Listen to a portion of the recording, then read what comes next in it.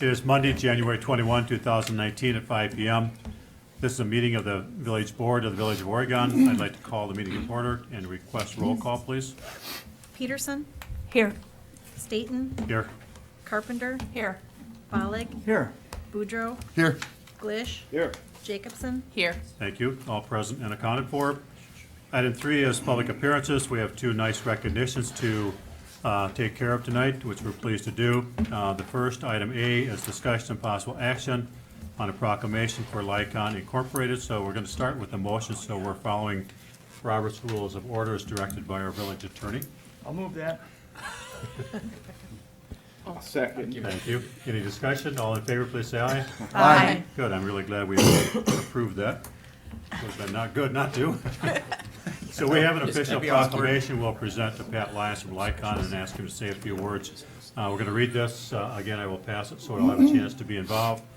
This is a proclamation for Lycon Incorporated. The Village Board of the Village of Oregon, Wisconsin wishes to recognize Lycon Incorporated for their contribution to the growth and prosperity of the village, as well as thank them for their cooperation and generosity in allowing the village to utilize their property in 2018 for village use. The proclamation goes on about that also. I also want to mention that they also have caused that business park to happen, and they also helped us with the bike trail because our engineers realized quite a ways in the process that we needed an easement along Cusick Parkway, and Lycon very quickly took care of that for us. Otherwise, we'd have had a dead end there. So thanks for those things also, Pat. So Jerry, I'll pass that to you. Where do we start, right here? Yeah, right there. Whereas Lycon and its partners have been pivotal in the development of the Alpine Business Park, home to other Oregon businesses including Tracti USA, Willie Enterprises, and Tycee Printing, including the proposed future expanded facility for Tycee. Whereas Lycon, with its headquarters in Janesville, Wisconsin, owns and operates a concrete plant located at 305 Braun Road in the Village of Oregon within the Alpine Business Park. Whereas Lycon consistently supplies concrete for the construction of many local projects, homes, and facilities in and around the Village of Oregon. Whereas Lycon graciously allowed the Village of Oregon to utilize a portion of their property off Cusick Parkway in 2018 to be used as a temporary brush and yard waste drop-off site for use by village residents. Whereas the use of this site allowed for the construction of the Perry Parkway roadway project and construction of a new yard waste drop-off site. I'll read another one. It says, whereas the new Perry Parkway connection and yard waste site are great assets to our village. Whereas the Village of Oregon is grateful to Lycon and its representatives for being committed to building and supporting the community. Would you like to finish it up, Steve? Yeah. Therefore, be it resolved that the Oregon Village Board formally recognizes Lycon and their representatives and publicly wishes to thank them for their assistance in 2018 with the village's construction projects. Presented on January 21, 2019 at the Village Board meeting. So Pat, if you want to come up. Jeff? Yeah. Yeah. To get my warm boots in too. We always have Gary Ball in the back.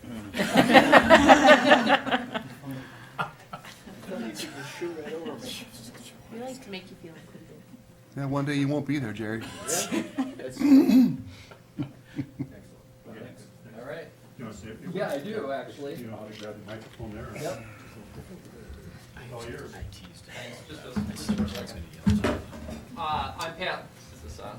Yeah. Okay. I'm Pat Lyons with Lycon Incorporated. We officially, I think, opened our plant in 2013. And since then, we've had a great working relationship with Mike and Jeff and Jeff's predecessor, obviously.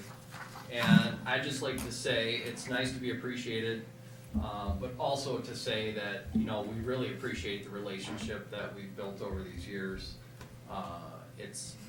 It's one of our better relationships, frankly, with the municipality. It's nice that they were willing to call us and we're willing to help. So, and there's other things, the splash pad, and there's other things that are always going on in the community that we're, you know, more than willing to be a part of. So, thank you for appreciating us, and we do appreciate the relationship. So, that's all I've got. Thank you. Good, Thank you. thanks, Pat. Thank you.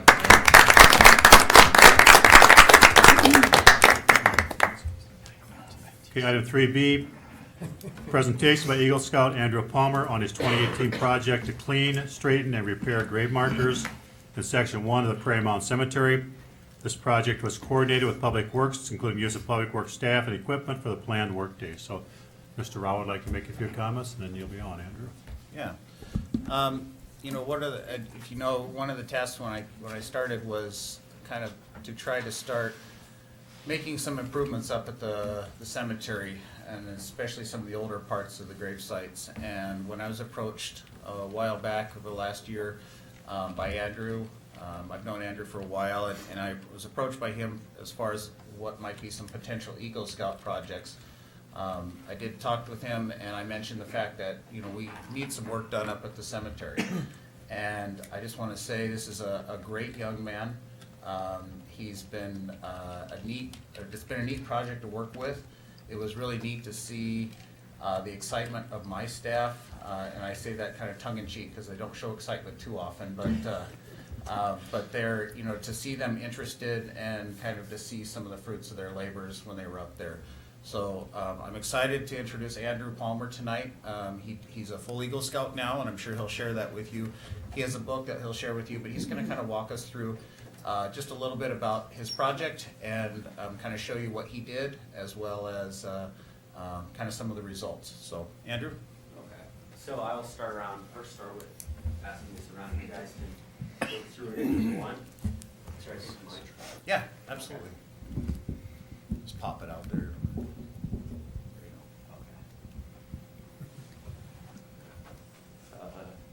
go. I'll stand here.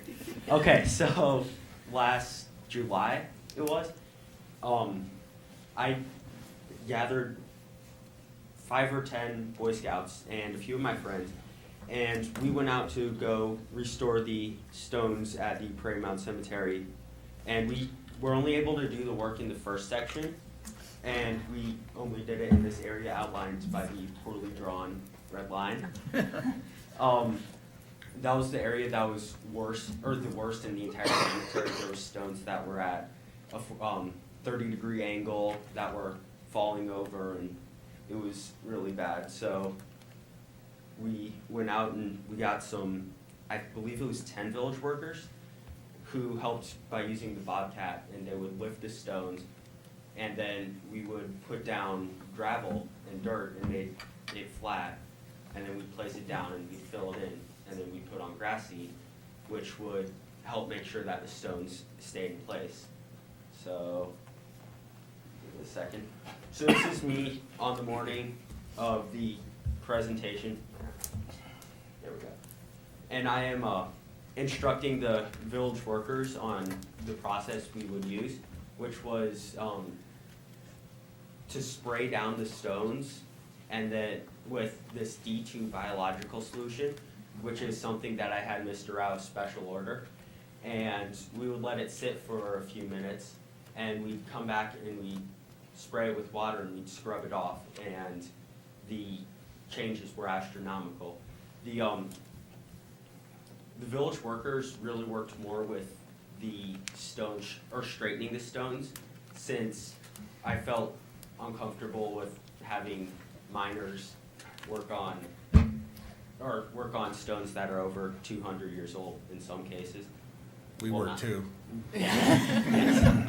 So this is me instructing them, and this is me giving instruction to the kids. So you can see that there are a few of them, and you can see down here the first stone I actually practiced on with them, and you can kind of see, I believe half of it's done and half of it's not, so you can see how dirty the one side is.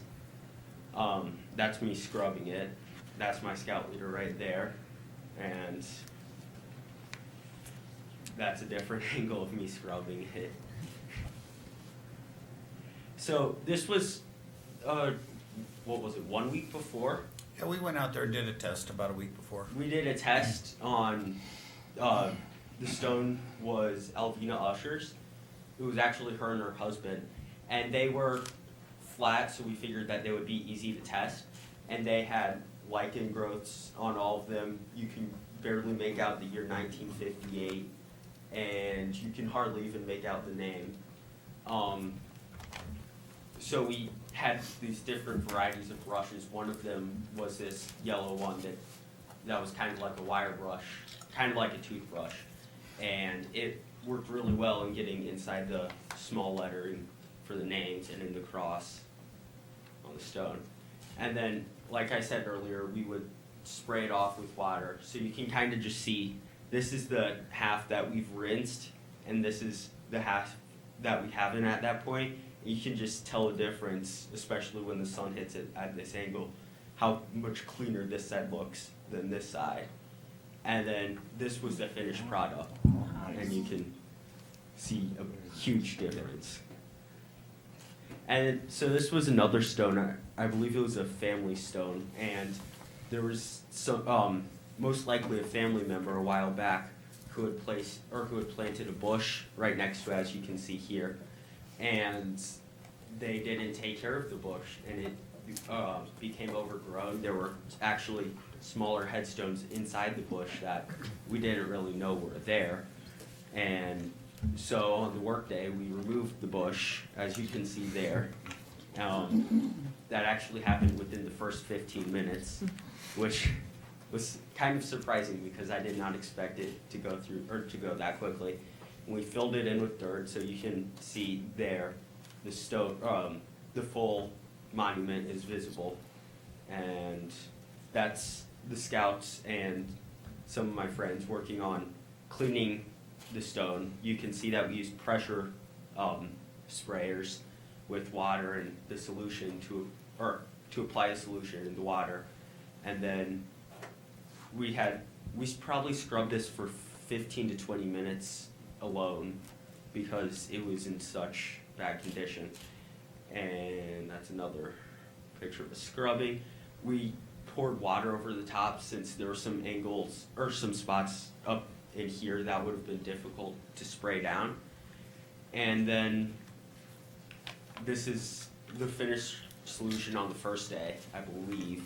So you can tell that's pretty significant, especially the change right through there. And then this is a few days later. You can tell that the sun's bleached it and it looks brand new. There was actually an ornament up there that we were unable to find, but you can tell that there was something at some point. This was another stone. It was probably the most obvious in need of repair at the cemetery. It was, I believe the next picture shows the tilt. It was at a significant tilt, and driving by you could see that the stone was in disrepair, and that, or I figured, since the cemetery is the first thing you see when you come into the village, why not make the first part look nice so that the rest of our village looks nice? No offense, not saying it doesn't look nice. More nice. So that was another one we worked on. So you can see here we would use like a shovel to lift it up, and we ended up laying it down, and you can see that the base had actually split over time, which helped it fall over. So we ended up using caulk, and we would, we put it down on the base and put it back together and then lowered it in. You can see one of the village workers tamping down the gravel, and we had a piece of wood that we would lay down in a level so we could be sure that it was level. And that's the stone in the air while we're replacing. This was actually the full base, so we glued that part back together, and then there were 3 pins sticking up, so this part was easy to lift off. And so we got the base steady, and we filled that in. Then we replaced the stone, and that was that day after we were done, after it was cleaned and everything.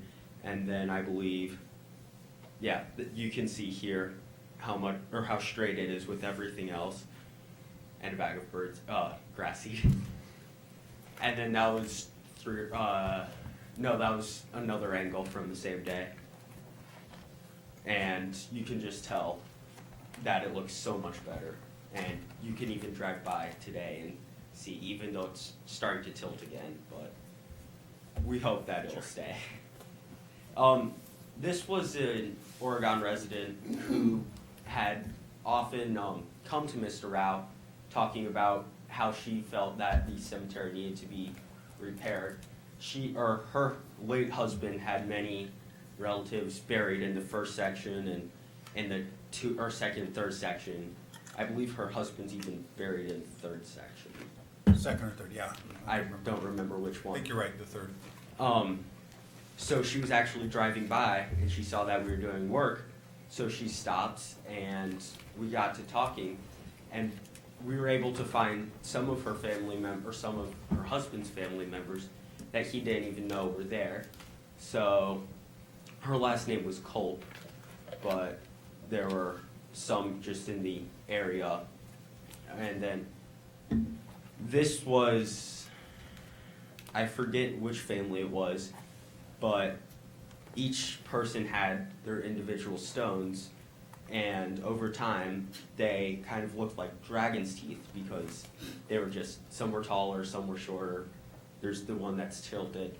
So what we did on the work day was we planted a line across, and we dug out each stone and we put them on the line.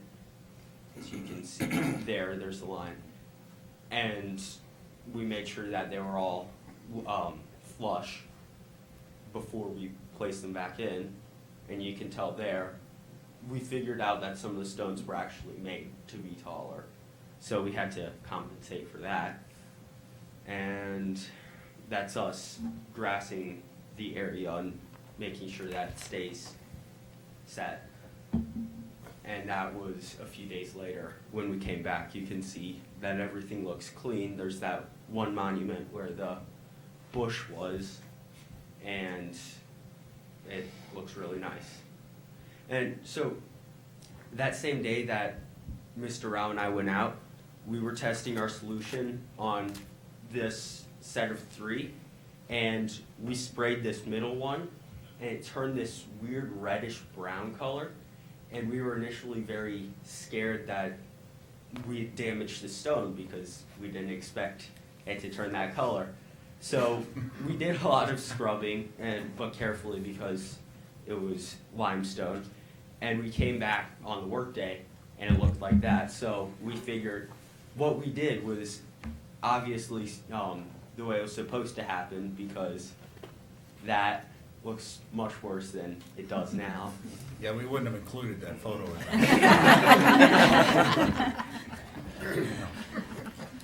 So this was another woman. She was actually from Monroe, but her husband had lived in Oregon when he was younger, and she was driving through town and she saw we were doing work, so she figured she would stop. And her husband had some family members with the last name of Tipple, who were big early Oregon name, and even driving by you can see Tipple on this, or in the cemetery. And this was one of the monuments to the family, so we got a picture next to that, and that's another one. It was actually interesting. She said that her husband's grandfather used to tell her stories that when he was a little boy, they would take wagon rides from Winona into Oregon to see the family members at the cemetery. So I thought that was really interesting because it made me think about how the people who were buried there were actually people and not just stones, which really personified the project for me, which I liked. And this is another stone that was tilted. It was really bad with the lichen, and I'll just skip through that. It's placing them. You can see here how they put the straps under to support it, and they would lift it up, and they laid in the grass before they placed the gravel down. So that's them replacing the stone. You can see the dirt line here where it had tilted back, and you can slightly see a line there where it was originally set, so it moved a lot. and that's some scouts scrubbing it. And then that's the way it looked when we were done on that day. And then a few days later, wait, we don't have a few days later, but it looks really nice. This was a Civil War veteran buried in the cemetery, and his stone was tilted slightly, and you can barely read what his unit was, so we cleaned that up. There's another scout scrubbing that, and that was later that day. You can tell you still have a little bit of the dirt mark, but it looks significantly better, and that's a few days later. So this was everybody who worked on my project. I believe in total we had around 20 people, including Mr. Rao and myself. I believe it turned out really well in the long run, and even though I was only able to work on the first 5 rows, the village workers came back the next few days without Mr. Rao even asking them to, because they were so interested in straightening the stones and working on the cemetery. And it made me really realize that there's never enough that can be done, and I hope that I can still do more with this cemetery. And that's it. Thank you.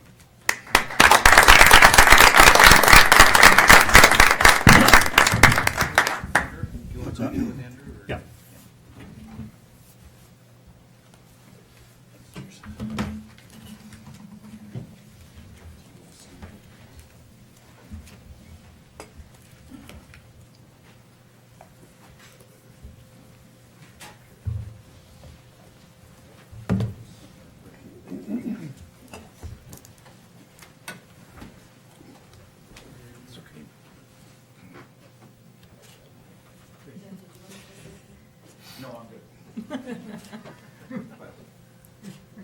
Okay, let's get one Mr. Rao here too.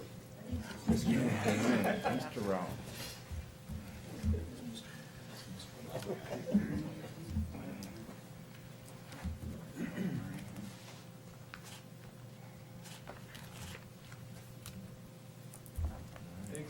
Good job.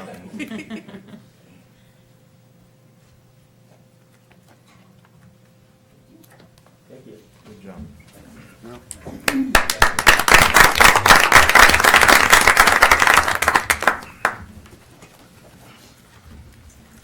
Is there a way that some pictures or something of that could be put on the village website to let people know, hey, go check out Yeah, what's it's a been great done? idea. Yeah, I've got the pictures here, so I'll talk to powers that be about getting on there.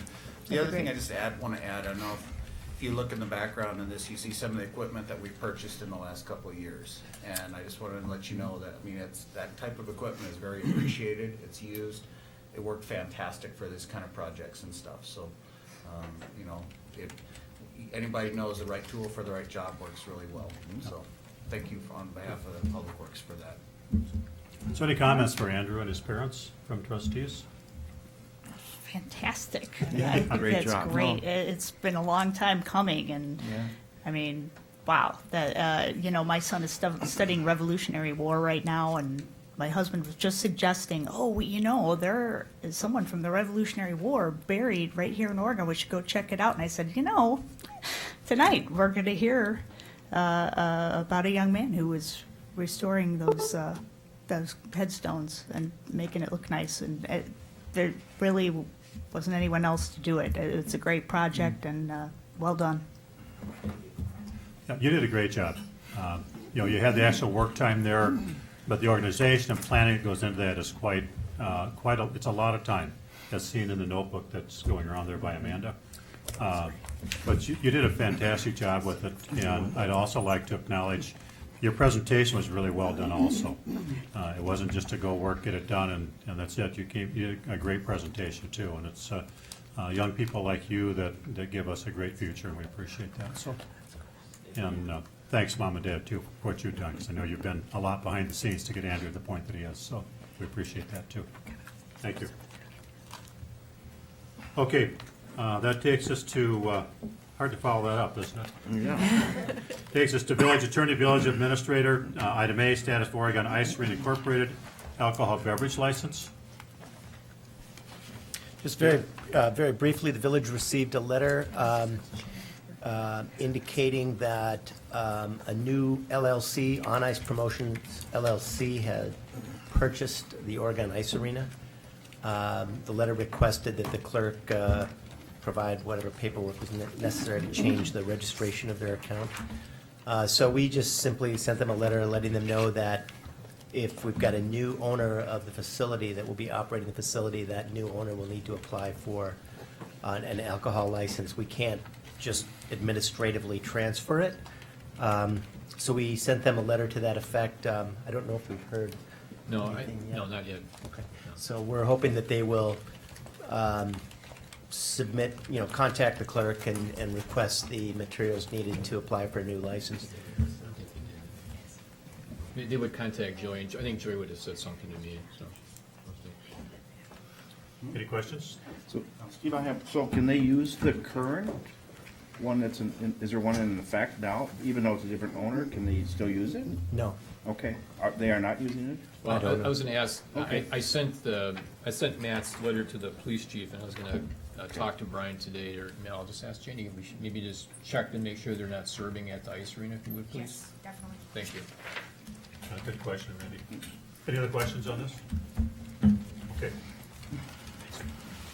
So next is item 4B, continued discussion regarding new Tycee campus plan and tax increment financing request. Dawn and Ellers was just swamped with work last week, so I said, don't stress it. I said, we'll just have everything come to the February 4th meeting. So we'll hopefully have the Tycee agreement from his attorney, and we'll have Ellers' schedule to look at as well. Okay. So you want to make comments about debt capacity Yep. then, Mike? So, I think this was brought up about our capacity, and this is right off the budget resolution that we approve every year. This is, that we have a lot of capacity, and Lisa figured out that right now we have about $16 million worth of debt. So we have more than enough capacity I'm comfortable.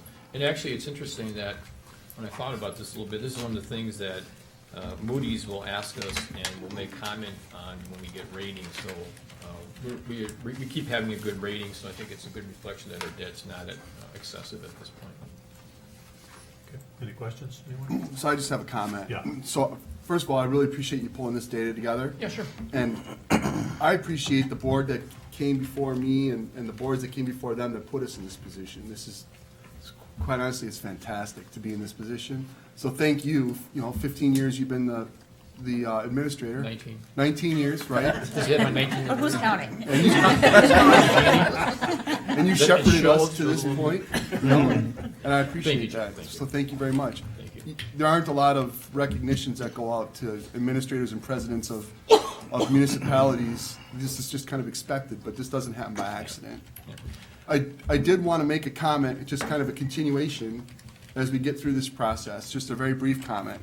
And that is that the challenge, in my opinion, as just my opinion, Jeff Boudreau, the trustee, the challenge before us is in strengthening our infrastructure, and I've talked about that before. And back in the napkin, I kind of get to almost $30 million of investment in the next 5 years if we fully participate in the library, if we build a village administration building, if we build a new fire and police station that's going to need to house the ladder truck, the senior center, the move across Highway 14, and those are just some of the big ticket items. So that said, I feel like there's a lot of investment that's in front of us right now that's going to impact what we have to spend as a village. And my opinion is that taxpayer dollars should be focused on what's most beneficial to the taxpayer, and at this point, I just don't feel that we have an unemployment issue in the village that is, in fact, the Affordable Housing Coalition found that a very small percentage of employees from village businesses live in the village. The majority, by a large margin, live outside of the village. So what we have is an affordability issue, and that's just been something I've been consistently saying. And if we fix the affordability issue, businesses will come because we'll have places for their employees to live. Right. So I believe that our ability to pay for the infrastructure improvements that we need over the next decade is going to hinge on the decisions that we make today, and that's the comment that I wanted to make. And actually, Lisa just updated the CIP for the next, capital improvement plan for the next 5 years, and it's about $30 million. That's pretty good, Jeff. And we're gonna give that to Ellers, and Ellers will do a report, and that'll be coming to the board probably in the first quarter of the year, so, yeah. Thank you. Any other questions or comments on that item? No, I'll just make a comment based on what Jeff said. It's true, we do have a lot coming in our future, but we're gonna do it in steps, very cautious steps. We're gonna actually look at that capital improvement plan, we're gonna see how each step will affect that plan, and we won't do anything that's gonna cause hardship to the taxpayers. Also, I assume that in the future, there's going to be debt that's gonna expire. Ellers will show that. Yeah, and that's what that report will show also. So there'll be, as things add, there'll be things falling off. So I think it's, I don't want this conversation to cause alarm to the residents, anyway, about the future of their tax bills, so. And can I make a comment You sure too, can. just saying that, that Jeff used a very key word in there, these investments, because that's what they are. When you spend money, and I have mentioned this before, every dollar spent on public libraries generates $7. You get that back as a community. These are investments. So it's not just spending crazily, it's investing in our future, so. Anything else? Okay, that takes us to item 5. We have approval of minutes from December 17, 2018, and January 7, 2019. We can do those both at the same time with one motion, please. So moved. Second. Thank you. Any additions or corrections? Seeing none, all in favor, please say aye. Aye. Opposed, motion carries. Thank you. Item 6, approve of vouchers. We have vouchers tonight, the amount of $412,971.17. So moved. I'll second. Thank you. Questions? All-Star Group, upsizing a collection main. Is that a water main, Jeff? It's water and sewer mains. When a subdivision goes in under the development agreement, we'll typically, ask that instead of, say, an 8-inch water main, it's a 12-inch water main. Now, the subdivision doesn't need a 12-inch water main, future ones will, and so we pay the difference between the 8 and the 12-inch. Okay. With the goal of recapturing that Yes. in the future from the next developer. Oh, very good. Yeah. Okay, it just seemed like a big number. Mhm. I mean, $27,000, so, Well, that was just the water main portion.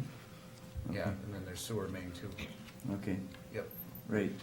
Jared, we did that all the way through, CC, starting with CC, and all the way Bergamot went through to get to Lincoln. We upsized it, we upfronted it. So when we go under, at some point, go under Lincoln Road, for example, the village will try to recapture that from the developer, or developers on their side of Lincoln Road. Whatever that, I'm not saying it's happening tomorrow, but just as an example. So what you're saying is that main is now ready for future development? Okay, that's Yep. a good idea. Yeah. Good plan. And then I see there are a number of tax overpayments, but some of them are really large. And, it's not the issue of anyone sitting here. I just sometimes wonder how they get their tax estimates so wrong, or their company does. That's not always why there is an overpayment. Sometimes a resident believes that their mortgage company won't get the check there in time, so they come in and make the payment. And then in the meantime, we'll get a check from the mortgage company. So So then we double- reimburse the So it's resident. basically a double payment. Basically, yes. Okay. All right, that's it, thank you. Ready? I have one. Page 10, there's a PD body camera repair that caught my eye for $8,000. I just wondered. That's the first payment of the program for the body camera. Okay, so that's not really a repair. It's the it's the first down payment. I think is it over 3 years we have it, or 5 years? 3 years. I think it's 3 years. 3 years. For first year, the 3-year payment. Okay, for that. so it's not really not a repair. It's not a repair. Well, Good, because that caught my eye, $8,000 for a repair, That's a wow. good catch, yeah. well, as the chief was mentioning, the cameras were having some issues, and so Yeah. they replaced it, so maybe I should have said replacement. Okay. It's a replacement to address a repair issue. Okay. It could have been repaired, but we would have been constantly dealing with it. Yeah. So this replacement is the Yeah, it just repair, call my eye at essentially. 8,000. No, Yeah, thank you for asking. Any other questions? Okay, so we have a motion second to approve vouchers tonight, the amount of $412,971.17. Roll call, please. Bollig, Yes. Jacobson, Yes. Glish, Yes. Staton, Yes, Carpenter, Yes. Peterson, Yes. Boudreaux, Yes. thank you. Item 7 is community input. Is there anyone in the audience who would like to address the board tonight? Seeing none, we'll go to item 8, proclamation and announcements. Item A, board comments. Anyone? And staff comments. Item 1, TDS update. Jeff? Yeah, you'll see just an email I received from James Harlan, who is overseeing the construction effort of TDS. I think it's just kind of neat to see, they are getting really close. If you see the little tents around town, they're splicing fiber, and that's their last step before they start bringing actual service into the village. So that just kind of gives an idea, and actually the map, if you're looking for the areas, is right behind Jenna over there on the wall. If you're looking for what service areas are in there. But they're making progress, and it should seem like they're gonna start having some service maybe mid to late February. Any questions? Randy? Jeff, the towers, I see so many, I know I have one in my new lot, that's all bent over. Pedestals? Yeah, can we get how do I get those fixed? You would call the, why Fibertech? can't I say it 12 times a day? What can I think of it? What's the? You mean, FiberTech, yes. Oh, Yeah, you can call FiberTech? FiberTech, and there's something on our website. I Okay. don't have the number offhand, but you can call me and I'll Okay. send it to you. Okay, thank you. Yeah, I'll take care of that. Okay, item 2, sump pump discharge during winter months. Jeff? Let's see, do I have that in here? Yes, I just, this is even more of a problem this year with the amount of water we have that's in the ground. We're seeing sump pumps that are running a lot more than they have in other years. It's happening. Some people have historically discharged those to the curb. We can't have them doing that anymore. I sent out, I think, 13 letters just the other day to make sure that people either put them into the backyard.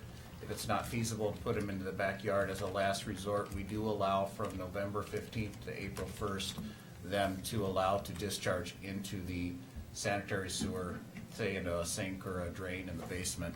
That's less than ideal, but, after a while, the water has to go somewhere, so.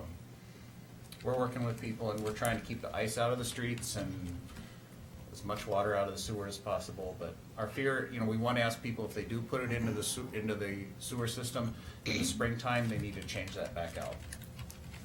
Do we have an ordinance, Jeff, about the winter pumping or not? We do allow, I'm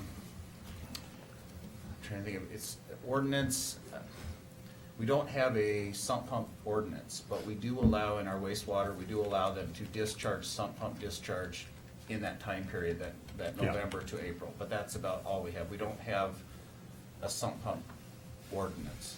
Do we need one for discharging in the street? I'm not saying we do, I've been asked that question. We're looking into so I it. answer It's kind of funny because as the questions came in this last week, and I know a resident had contacted several of the board members, the same question came through my, we call it the SWAPS group, the Southern Wisconsin Area Public Works Director, Public Works Supervisors Group. And the same kind of thing, same problem happening in all the other communities. And some people, like one community had an ordinance and many, just like us, didn't. So we're looking into it. We may be bringing that in the future. Okay, Steve? yeah, go ahead. Jeff, I've seen them, the tubes come across the sidewalk. Not allowed, or is that allowed? I've allowed it if they put out some barricades, or I asked them to maybe try to put up a little ramp, or Okay. or if they put some cones out or something like that.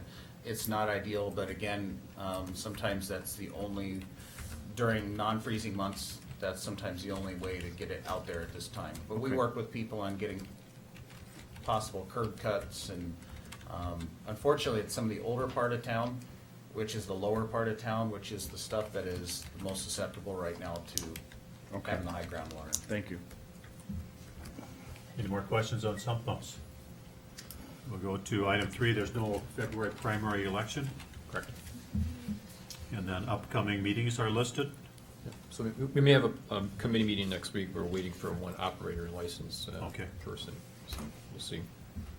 Okay, anything else, any other staff? Any comments, anything? Okay. So item 9, communication and miscellaneous business. Item A, review of 2019 master calendar. So I did this a little bit differently this year. I tried to put it by department, so I hope it's a little bit easier to read. So it's by department, by quarter. And this does not include everything we're gonna do, but it's a good reminder for staff to try to get things done this year. We're gonna have another very busy year. And so, rather than reviewing, item by item, do you have any questions about something that's on here, or things you want us to have on here? And I'll give you a regular update on this as we go through the year, as I've done in the past, so. Yeah, okay. At what point would we be talking about, like, park board adding, changing the reservation system to charge for the shelters? Was that? Well, it's gonna go into the February park board meeting, and we'll have to see where it goes from there. Okay. I didn't know if that was in here anywhere. This is. I don't have staff stuff. everything It's on not. here. Okay, Yeah, okay. yeah. All right. Any other questions on that calendar? Okay, so we'll go to item 9B, discussion and possible action regarding hiring Key Benefits Concept LLC. Recommend motions to hire them for an amount not to exceed $5,000 to provide other post-employment benefits for the 2018 audit to be in compliance with government accounting standards, statement number 75. So moved. Second. Thank you. You want to explain that one, Lisa? It's just what the auditor has in the email. I don't know if everybody had a chance to read it, but it's a new reporting that we have to do. It's really confusing, so I don't know. If you read your email and you still don't understand it, you can ask me about it, but we have to account for anybody who's retired from the village that is still taking health insurance through their annuity program. Your ETF. ETF, and there's some calculation that has to be done because of, they take age as one of the part of the calculations, and it all factors into making our premium that we're paying what it is, based on all these different factors, so it's some new reporting that we have to do. If they find it to be immaterial, then we don't have to continue to do it, is my understanding, so it depends on what this key benefits, concepts, what they find out when we give them the information, so. And the accountants, as they explained in the email, they're not qualified to do this, and they probably, from their liability insurance, probably can't do it as well, so that's why we have to hire a different consultant. Okay. Is that clear to everybody? It's a GASB requirement, that's probably the Yeah. easiest way to say it. Right. Yeah, and so to the extent that we are out of compliance with what our auditors are requesting, it can affect our overall rating as a village, It will- which it can would- affect it our would be, borrowing, which, It'd not be good in the audit Yeah. not to do this. Anything else? So we have that motion second. All in favor, please say aye. Aye. Opposed? Motion carries. Item C, a thank you letter from the Youth Center regarding 2019 funding. Diane Newland, the director, says, "I'd like to thank the board for their continued generous funding of the program in 2019 and a request to release the 2019 funding." So the building's going up and yeah. goes on and does a great job. So we have great respect for what Diane does. Yes, she does a great job. When she says release the funding, does she mean the $11,000? Yeah. The $11,000 subsidy to their program? Is that, The money that's in the 19 budget, we're sending to her, okay, yeah. thank you. Yeah.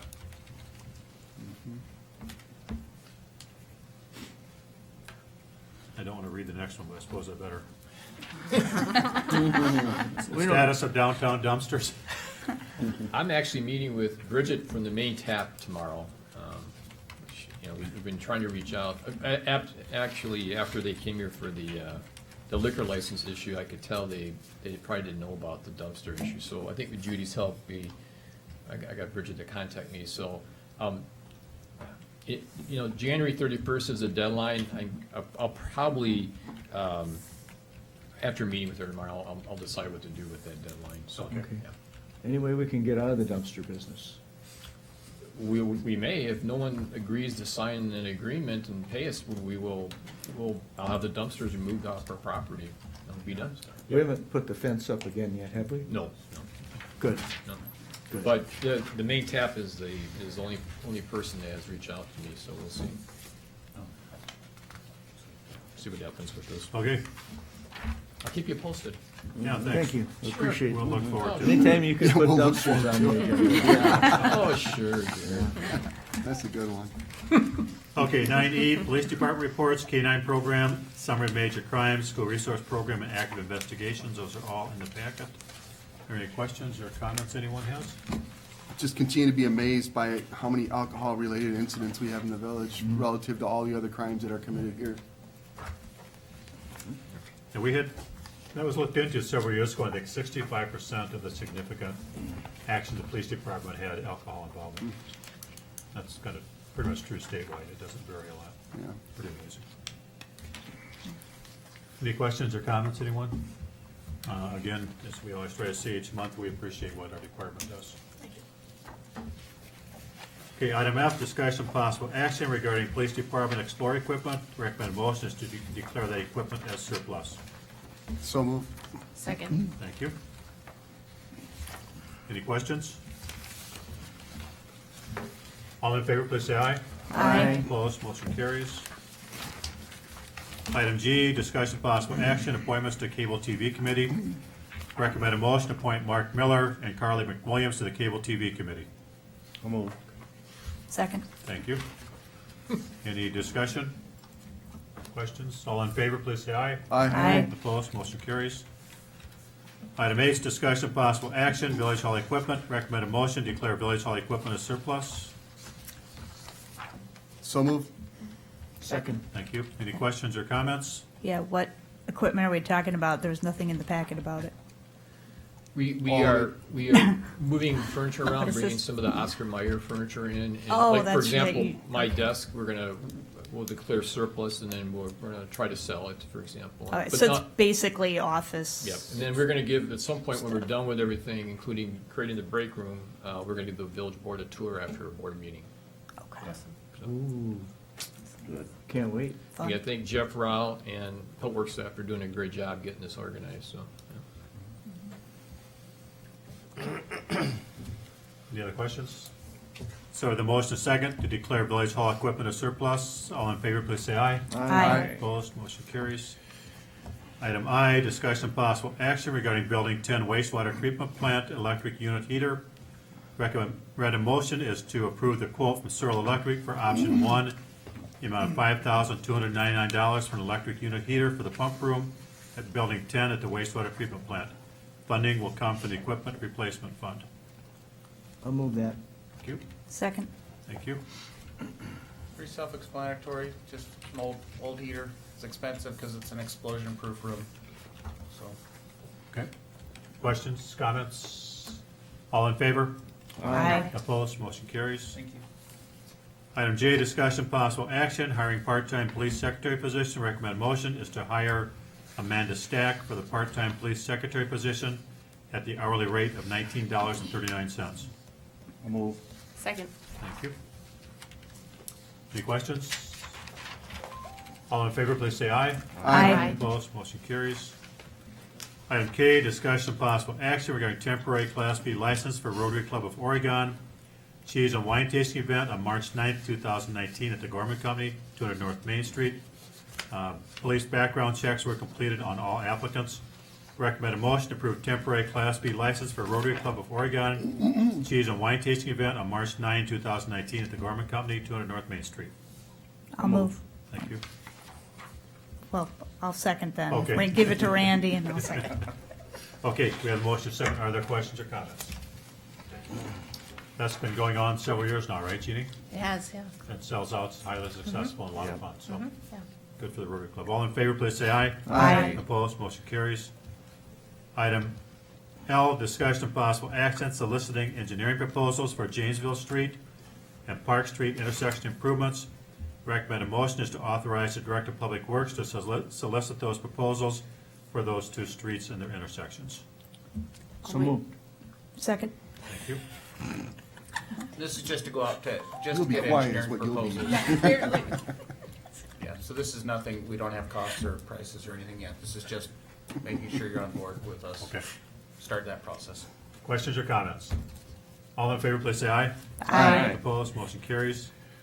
Item 10, report of committees, Library Board, January 9, 2019. Jeannie?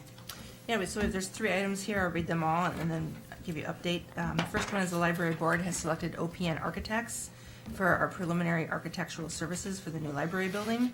And then also in the packet, you have the December 12th, 2018 minutes, and then just a campaign update for the village board. Jennifer, do you want to just talk a little bit about the process for choosing the architect? Sure. Our our committee of our library board interviewed 4 firms. They had an evaluation process to go through the 10 proposals that we got all together. So this was kind of the top 4 firms from the process. They had each had an hour interview, and all were very impressive, highly qualified firms with a lot of library experience. So we would have done well to select any of them. This particular firm stood out for a number of reasons. They had extremely strong presentation skills. They have a data-driven decision-making process that we really appreciated and thought would be helpful for us. They're good at building consensus, and we were really impressed with the community engagement process they were proposing. And we just thought they would be an asset to our fundraising efforts moving forward. So that was some of the rationale for their selection. And then just a reminder that the cost for their proposal will be paid for out of impact fees per the MOU agreement. We received a proposed contract from them that's been forwarded on to the village attorney. We've had a lot of conversations with Mike Grace and the village attorneys about the contract, and they will be reviewing that very thoroughly, ensuring their expertise and making sure the contract terms are acceptable to the village. Once they come to terms on the contract terms, that'll be forwarded to both the library board and you for your approval before anything moves forward. Very good. Steve, just a comment. Yeah. They are the same architects who are building the youth center that we used. We used them as well. Okay. And doing the Ticey campus plan. And I do have their actual proposal. I know your proposal was in black and white. It's not nearly as impressive, so if anybody wants to see their actual proposal, feel free to ask me after the meeting. Okay, thank you. Anything else, Jeannie?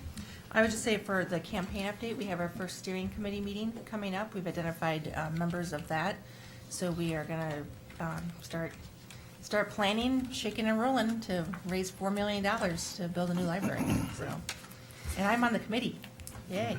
It's very excited. Actually, I'm pretty excited. I think we can do it. Yeah. I think this community is in favor of a new library, and Yeah. I'm excited to go ask people for money. Yeah. No, there's a lot of excitement about I mean, it. it's a good project, you know? Yeah. It's like, who's gonna say no to giving $1 Yeah. or $1,000 or $1 million to a new library? Right.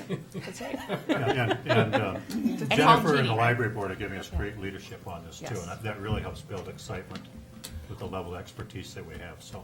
I just want to add too, I forget what their exact time frame is, but we're hoping we should be able to have something concrete to show the community in terms of what the library could look like through this process over the next couple of months, and have kind of a finished, preferred product by summertime to really get people excited, get feedback, and prioritize. So Yeah, it should be great to see. Very good, yeah. Any other questions or comments? Okay, thanks, Jeannie. Next is Planning Commission, January 10th, 2019. Jeannie? So the first item is regarding Beehive Homes.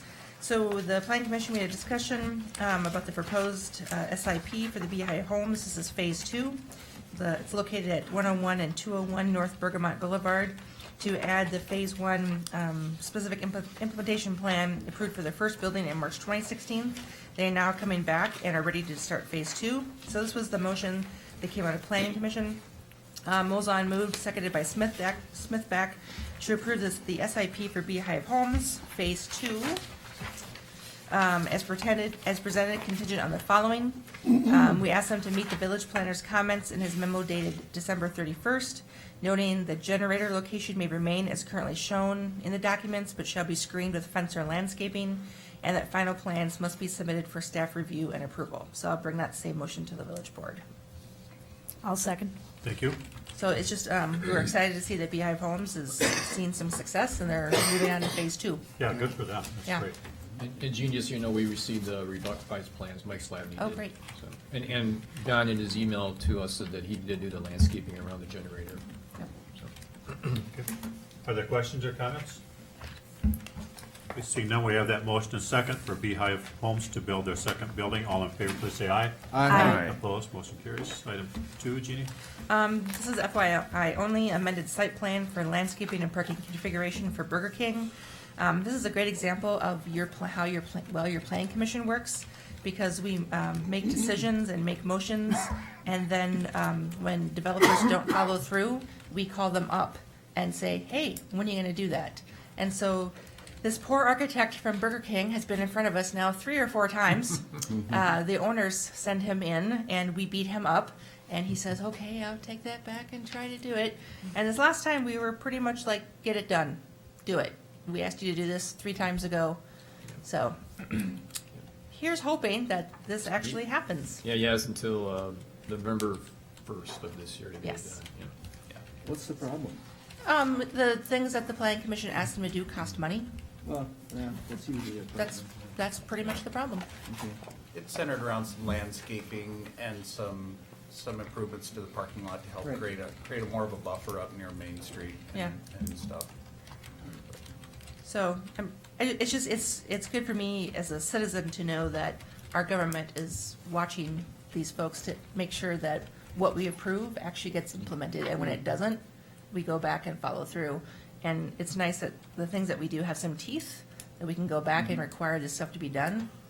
And so in the master calendar, if you noticed that I had a little note in there that we're gonna have Vanderwall do, like, what happened was Jeff and I asked Mike Slavny to have one of his staff to come out and do an inspection, and that's what we do after we do a commercial project. We ask Vanderwall, it'll probably be now our new staff planner, whenever he or she is hired, they do an inspection to make sure that the person has followed through, the developers followed through with their item. That's how we caught it. So, real quick question. What committee or staff follow through on that? Well, the planning commission directs staff to contact the developer and then says, No, come but I mean, forward. who noticed that it wasn't being done? Oh. The Vanderwall. The village planner. Oh, village planner did? Yeah. Okay, Yeah. very good. Well, And also members of the planning commission that were calling the village planner. Because, I mean, it's right on Main Street, so, Right. and we all know what we asked them to do. The vice, and the we vice s- chair Yeah, watches these yeah. projects. And we saw that, hey, it looks like the remodel's done, but it doesn't look like they did what we told them to. Okay. And, So- and they said that they ended up spending a lot more money inside because there was some water issue, and we're like, well, you can't just ignore us. Yeah. So we brought them back and. Yeah. Yeah, That's how it should work. You can't trade dollars. yeah, and we were like, Yeah. that's a bummer. So, you need to get the landscape done. Mm-hmm. Yeah. I mean, yeah. That's good. That's how it should work. So thanks to the plan commission. Very good. Matt, you have a comment or not? well, I was just gonna say, as I recall, either Mike or Jeff asked Vanderwall to have Right. one of their staff Yes, folks that's go what we out do. there and do an evaluation of what was done, what wasn't Right. done, and I think they prepared a report on that. They did, yep. So, but what was triggered initially by some people just noticing that things Yep. hadn't been done. Somebody drove by and said something, and yep. Okay. So item 3. This is FYI only. We approved the site plan for installation of a backup generator at the cell tower located at 422 North Baroque. That's just right north of the stairs. There's equipment there already, so. Okay. Okay, we'll go on to, thanks, Jeannie. On to item 11, minutes not requiring action. There's none before us. Item 12, unfinished business. None before us. Item 13, new business. Approval of pending new operator licenses. Recommended approval by the police department at Bill's Food Center, Craig Walter, Legend Bergamot, Chance F. Homey. I move to approve. Thank you. I'll second. Thank you. Any questions? All in favor, please say aye. Aye. Opposed? Motion Squeak carries. then. You know, I won't be a part, but the table arrangements will change, I think, at some point in the future, so those on the corner have to behave because they can be seen all the time. So where are you, Jenna? Maybe you want to keep me in the corner. Okay, item 14, future agenda items are listed that will come our way. And item 15, the board may meet in closed session pursuant to Wisconsin statute, section 19.851C, to consider performance evaluation data relating to a village employee, and pursuant to Wisconsin statute, section 19.851E, to consider possible tax increment finance assistance for a TID 4 project, and we will adjourn from closed session. So we need that motion in a second, please. I'll move. I'll second. Thank you. Roll call, please. Glish, Yes. Boudreaux, Yes. Bollig, Yes. Staton, Yes. Peterson, Yes. Jacobson, Yes. Carpenter, Yes. That carries, so we will go to closed session. So thanks, everyone. Thanks again, Andrew. Appreciate your work. We're gonna Have stay a great here. time next summer, let us know. We're gonna stay here. I don't want to take this from you. I actually want you to sign that.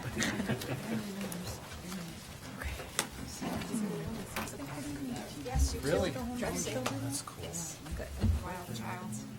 I just wonder what the mechanism was for following up on it. It used to be more of a You know, a thing, lot you of go up places. to family plots.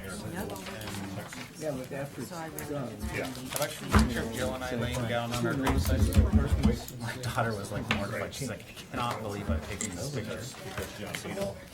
Yeah, he does, yeah. So otherwise it might have gone by. Yeah.